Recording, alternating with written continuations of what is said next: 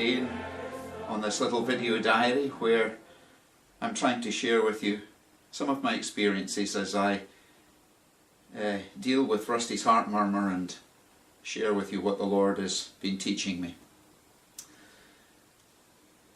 The verses that I've been reading just recently are in Hebrews chapter 12. I'm going to sit down.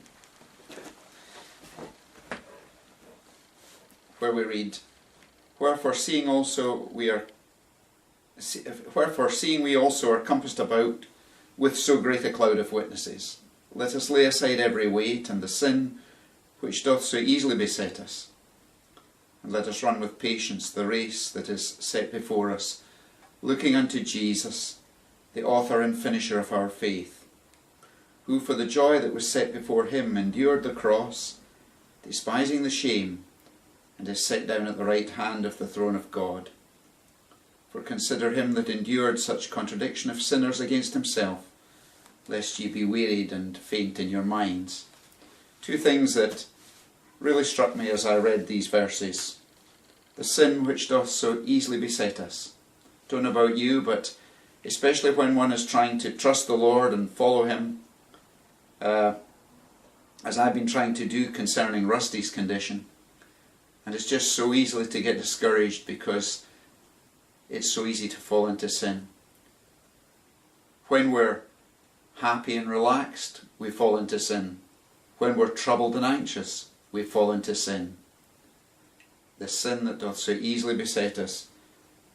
And we're told that we should look unto Jesus, the author and finisher of our faith. It's only him that can keep us and that has experienced and endured the cross, despising the shame, is set down at the right hand of the throne of God.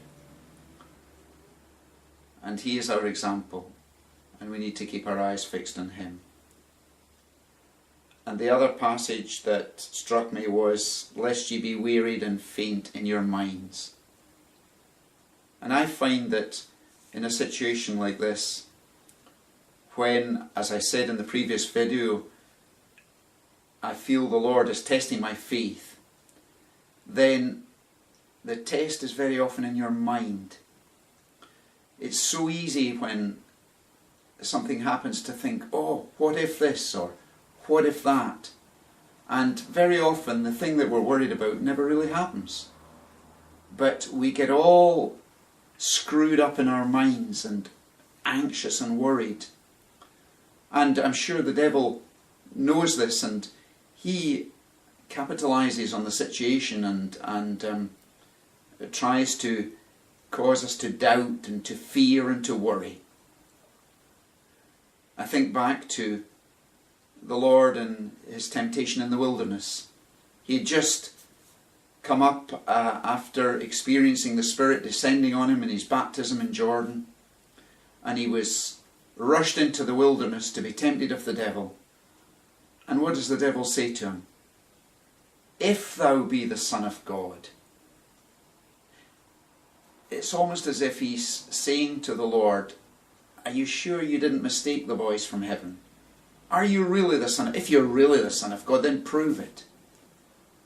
And so often that's the way he comes to us too, I feel.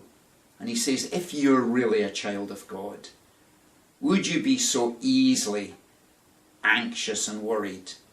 If you're really a child of God, can it be that you would fall into sin and you would be so easily beset by sin the way you are?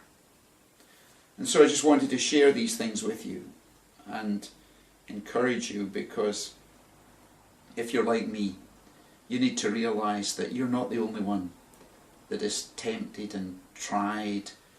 And we are all tested of the Lord, but he doesn't tempt us to sin. But the devil is always there, ready to, if he sees a chink, to get in.